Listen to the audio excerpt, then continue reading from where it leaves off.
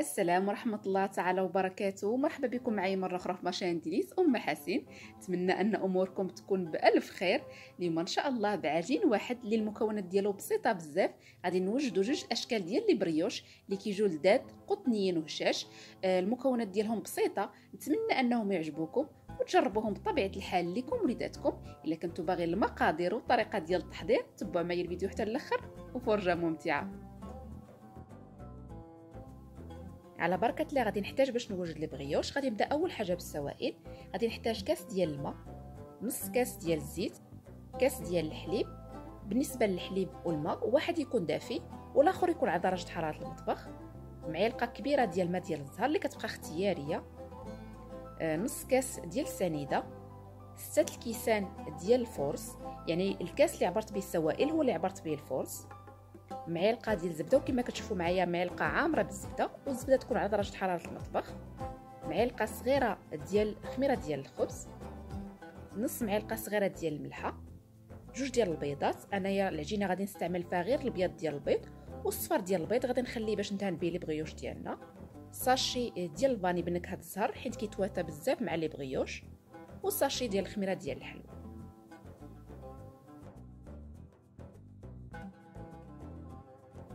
اول حاجه غادي ندير، خديت كاس تاع الماء اللي مدفياه من قبل كما قلت لكم، اما الحليب ولا الماء، واحد فيهم اللي يكون دافي. ضفت عليه معلقه صغيره عامره ديال الخميره ديال الخبز. غادي نضيف عليها شويه ديال السنيده ونخلي كلشي يتفاعل تقريبا 2 ديال الدقائق. خديت دابا البيض، غادي نفرقو. البيض ديال البيض غادي نديرو في العجينه ديالنا، والصفر ديال البيض غادي نحتفظ به حتى الاخر وندهن به الوجه ديال لي بغيوش. كيف ما غادي تشوفوا معايا غادي نضيف على البيض ديال البيض الحليب اللي قلت لكم يكون على درجه حراره المطبخ، سكر، سنيده، الزيت، المعلقه كبيره ديال الزهر اللي كتبقى اختياريه، وساشي ديال الفاني. ومن بعد نضيف لهم الماء اللي خليته يتفاعل مع الخميره ونخلط كلشي ونعاود نرجع لكم من بعد.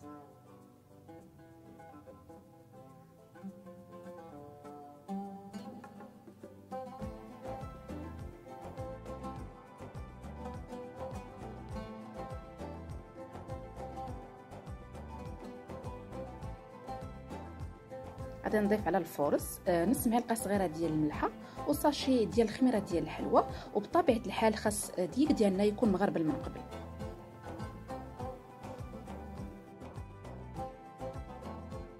غادي نضيف الدقيق ديالنا على الخليط تدريجيا، وانا كنخلط غير بالفوي. هاد العجينه ديال لي بغيوش ما كتحتاجش اننا ندلكوها، كنخدموها كما كتشوفوا معايا غير بالفوي. غادي نبقى نضيف الدقيق ديالنا تدريجيا حتى نوصل للقوام اللي غادي تشوفوه معايا من بعد. وكما قلت لكم 6 الكيسان ديال الدقيق ديال الفورس.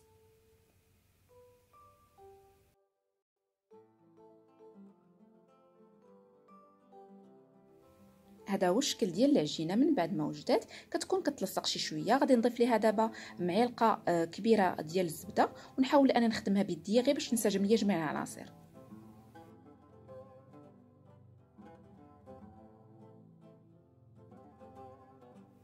العجينه ديالي من بعد ما خدمتها مع الزبده كتكون كتلصق شي شويه. هذا هو القوام ديالها باش لي بغيوش ديالنا يجوا خفاف وبحال القطن. غادي نغطيها دابا في لاليمونطير وندير عليها زويف صغير ونخليها حتى يتضاعف ليها الحجم ديالها، يعني تقريبا ما بين نص ساعه حتى لساعه. من بعد ما اختمرت العجينه مزيان وتضاعف الحجم ديالها، غادي نخدمها دابا شويه باش نخرج الهواء اللي كاين فيها لداخل. قبل ما نبدا نخدم في العجينه ضروري انني ندهن يديا بالزيت باش يسهل عليا انني نخدمها، حيت كتكون تلصق شي شويه.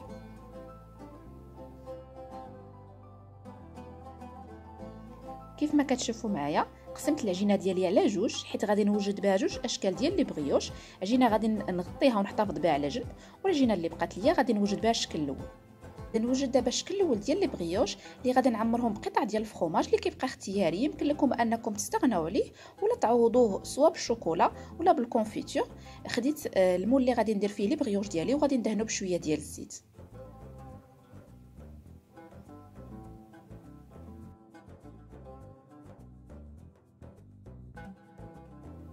كما كتشوفوا معايا كندهن الايد ديالي بالزيت وكنكون كويرات اللي صغار، حيت غادي يضاعف ليا الحجم ديالهم من بعد. كنحاول انني نسرحهم الوسط ديال اليد ديالي، وانا ديما كنستعان بالزيت حيت هو اللي كيعاونني انا نخدم العجينه ديالي. غادي ندير الوسط منهم ان مورسو ديال الفرomاج، ونعاود نسد على الكويره ديالي، ونبقى بنفس الطريقه حتى نكمل كاع العجينه اللي عندي.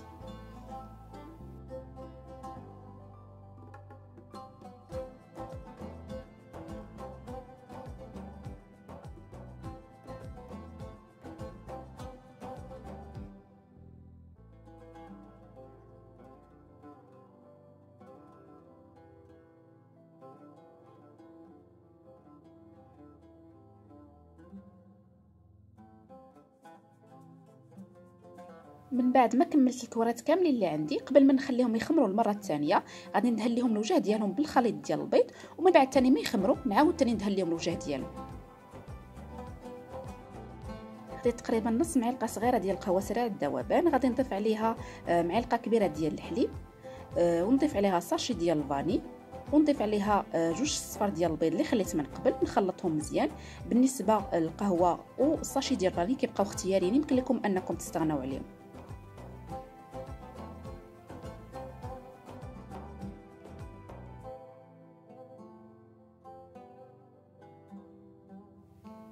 غادي ندهن دابا الوجه ديال البغيوش بالبيض، ولكن ما نكثرش حيت غادي نعاود ثاني ندهنو المره الثانيه من بعد ما يخمروا. كيف ما كتشوفوا معايا غطيتهم بالفيل اليمونتير ودرت عليهم زويف صغير، وغادي نخليهم حتى يضاعف الحجم ديالهم. من بعد ما خمروا لي بغيوش كما كتشوفوا معايا كيتلصقوا، كيجي الشكل ديالهم زوين، كيجيو بحال الشهده.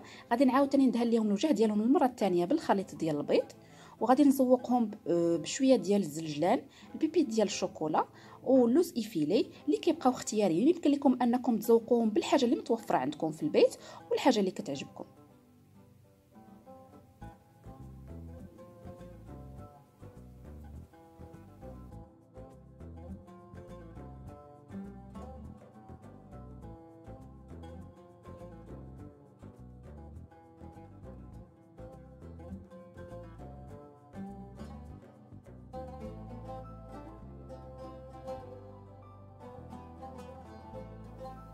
غادي ندخلهم للفران اللي مسخناه على درجه حراره 200.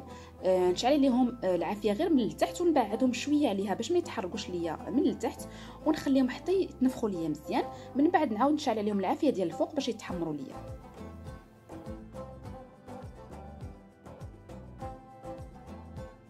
هذا هو الشكل ديال لي بغيوش ديالنا من بعد ما خرجتهم من الفران. يعني اون فوا نخرجهم نغطيهم بان سيرفيت لمده ديال 2 حتى 3 ديال الدقائق. هاد الطريقه كتضمن بان لي بغيوش ديالنا كيجيو اسفنجيين وبحال القطن.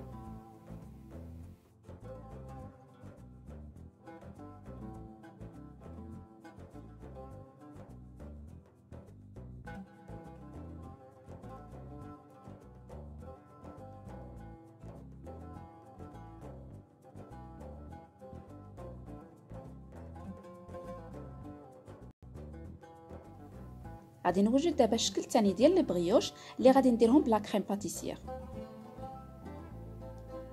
كيف ما كتشوفوا معايا كنشكل العجينه ديالي على شكل كويرات صغار، حيت من بعد كيتضاعف لهم الحجم ديالهم. وبطبيعه الحال كنبقى كل مره كندهن يدي بالزيت باش نقدر نخدم العجينه ديالي، ونبقى بنفس الطريقه حتى نكمل العجينه كامله اللي عندي.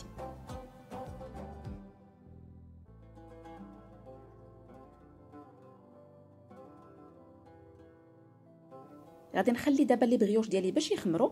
هاد المره ما غاديش نغطيهم بالفيل اليمونتير حيت الطاوه قريبه بزاف لي بغيوش، يعني اون فوا يخمروا غادي يلصقوا على الفيل اليمونتير. دونك غادي نغطيهم غير بون سيرفيت، نخليهم حتى يضاعف الحجم ديالهم ونعاود نرجع لكم من بعد. من بعد ما خمروا لي بغيوش وضاعف الحجم ديالهم واحد شويه، غادي نديرهم على واحد الشكل اللي كيجي رائع. كما قلت لكم غادي نعمرهم بالكريم باتيسير. خديت كاس عادي، غادي ندوزو القاع ديالو في شويه ديال الدقيق باش ملي نبغي نخدمو في العجينه ديال لي بغيوش ما يتلصقش ليا. ونحاول انني ندير يعني حفره في كل بغيوش كما غادي تشوفوا معايا على هذا الشكل.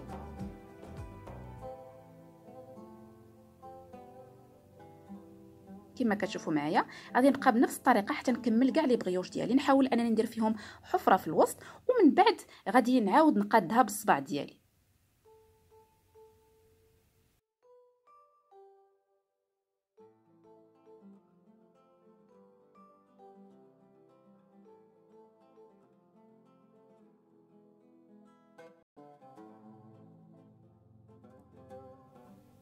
كيف ما كتشوفوا معايا كنعمر كل حفره اللي قديت في البغيوش بمعلقه صغيره عامره ديال كريم باتيسير.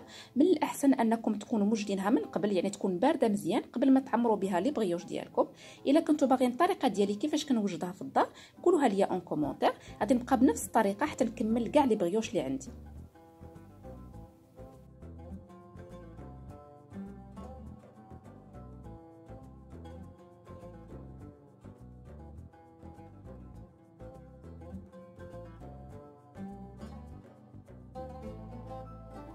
من بعد ما عمرت كاع لي بغيوش اللي عندي بالكريم باتيسير، بديت كندهن لهم الجناب ديالهم بالخليط ديال البيض اللي كان بقى عندي من قبل.